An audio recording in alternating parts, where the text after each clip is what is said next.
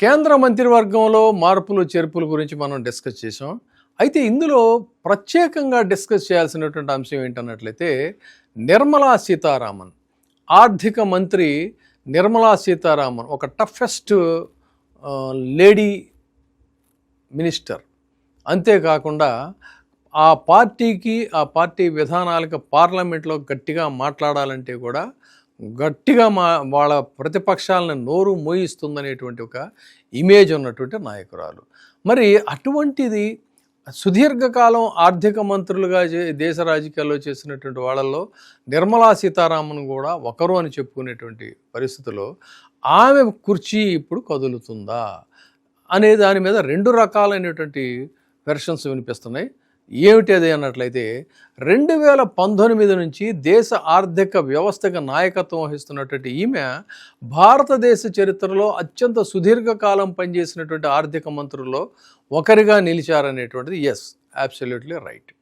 Corona మహమ్మారి ప్రపంచ ఆర్థిక స్థితుల్ని ఛిద్రం చేసినప్పుడు, ఆర్థిక మాంద్యం వచ్చినప్పుడు, రష్యా యుక్రెయిన్ యుద్ధం వచ్చినప్పుడు, తర్వాత రెసిషన్ వచ్చినప్పుడు, ఈ సరఫరా గొలుసు సంక్షోభంలో ఎన్నో సంక్లిష్ట పరిస్థితుల్లో కూడా కేంద్ర ఆర్థిక వ్యవస్థని నడిపించినటువంటి నాయకురాలు అనేటువంటి ఒక ఇమేజ్ కూడా ఆవిడకు ఉంది.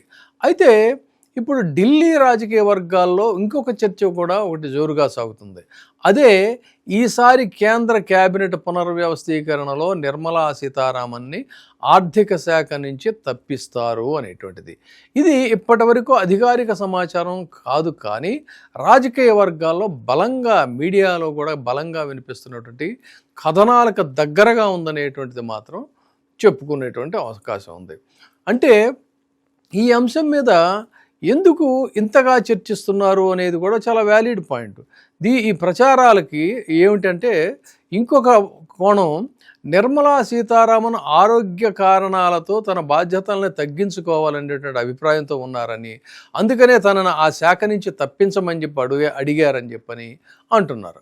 అంటే దీని మీద ప్రభుత్వం మాత్రం ఇంతవరకు ఎక్కడా కూడా ఎలాంటి అధికారిక ప్రకటన చేయలేదు. కానీ ఈ వార్తలు ఢిల్లీ రాజకీయాల్లో మాత్రం చాలా పెద్ద చర్చకు మాత్రం దారితీస్తున్నటువంటి మాట. అయితే ఇక్కడే ఇంకొక ప్రశ్న ఉంది. ఇది నిజంగానే ఆమె ఆరోగ్యం బాగోలేదా? ఒకవేళ నిర్మలా సీతారామన్ ఆర్థిక శాఖ నుంచి తప్పుకుంటే మరి ఆరోగ్య కారణాలు కావచ్చు, రాజకీయ కారణాలు కావచ్చు, మరి అంత సూటబుల్ పర్సన్, తనకంటే కూడా శక్తివంతమైనటువంటి వాళ్ళు ఎవరు ఉన్నారంటే ఆశ్చర్యకరమైనటువంటి పేరు ఏంటంటే శక్తికాంత దాస్. ఎవరి శక్తికాంత దాస్ అంటే మాజీ ఆర్బీఐ గవర్నర్గా పనిచేసినటువంటి శక్తికాంత దాస్ ప్రస్తుతం ప్రధానమంత్రి కార్యాలయంలో కీలకమైనటువంటి బాధ్యతలు నిర్వహిస్తున్నారు. ఆర్థిక వ్యవస్థ, ద్రవ్య విధానం, బ్యాంకింగ్ రంగం, వీటిల్లో ఆయనకున్నటువంటి అనుభవం కారణంగా ఒకవేళ మార్పు అనేదంటూ జరిగితే ఆయన పేరు పరిశీలనలో ఉంటుందనేటువంటిది విశ్లేషకులు చెప్తున్నటువంటి మాట. అయితే అది ఇప్పటివరకు కూడా ఎక్కడా కూడా ఒక అధికారికంగానే కాదు, ఎక్కడ ఒక లీక్ కూడా రాలేదు. కానీ కొంతమంది దీని మీద మరి ఎందుకు ప్రచారం చేస్తున్నారో పట్టుకున్నారు అది. సో అదే మనకు వచ్చినటువంటి సమాచారం కూడా.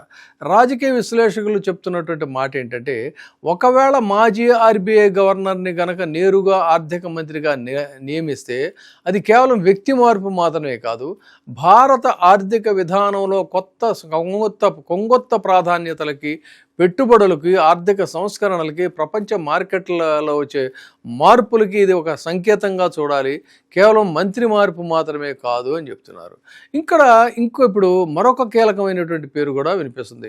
ఒకవేళ శక్తికాంత దాసే కనుక కాకపోయినట్లయితే ఇప్పుడు మరొక ప్రధానమైనటువంటి పేరేంటే ధర్మేంద్ర ప్రధాన్. విద్యాశాఖ పనితీరు, జాతీయ స్థాయి పరీక్షల నిర్వహణ, ప్రశ్నపత్రాల లీకేజీ, ఈ విమర్శలన్నీ వస్తున్నటువంటి నేపథ్యంలో ఆ విద్యాశాఖ ఇదైతే మారుతుంది. మరి కొన్ని రాజకీయ వర్గాలు పార్టీ సంస్థాగత బాధ్యతలకు ఆయన్ని పంపించేస్తారని కూడా వినిపిస్తోంది. మరొక కీలక శాఖలోకి ఒకవేళ పెట్టచ్చు ఆయన్ని, ఆ అవకాశం కూడా ఉందనేది కూడా చెప్తున్నారు. అయితే ఈ అంశాలన్నిటినీ ఇప్పటివరకు కూడా అధికారికంగా ప్రకటించలేదు. ఇక రాజకీయ వర్గాల్లో వినిపిస్తుంది అనేటువంటి మరొక ఆసక్తికరమైనటువంటి అంశం ఏమిటి అన్నట్లయితే, ఈసారి సాధారణ క్యాబినెట్ విస్తరణ కాకుండా దాదాపుగా 30 నుంచి 40% వరకు శాఖల్లో మార్పు ఉంటుందంటే ఇదే పెను మార్పు, ఇదే భూకంపం, రాజకీయ భూకంపం అని చెప్పిన మనం అన్నది అందుకనే. సో కొంతమంది సీనియర్ మంత్రుల శాఖలు మారవచ్చేమో కానీ కొంతమంది కొత్త ముఖాలకు కూడా అవకాశం ఉంటుంది. యువ నాయకులకి ప్రాధాన్యత పెరుగుతుంది.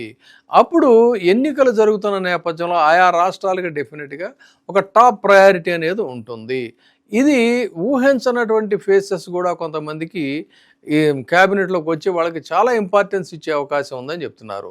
సో కొన్ని రాజకీయ కథనాల్లో శ్రీకాంత్ షిండే, అనురాగ్ ఠాకూర్ లాంటి పేర్లు కూడా వినిపిస్తున్నాయి. అయితే వీళ్ళ మీద కూడా ఇప్పటికీ కూడా ఎంత క్లారిటీ లేదు కానీ వాళ్ళ యొక్క అనుచరులు మాత్రం జోరుగా ప్రచారాలు చేస్తున్నారు.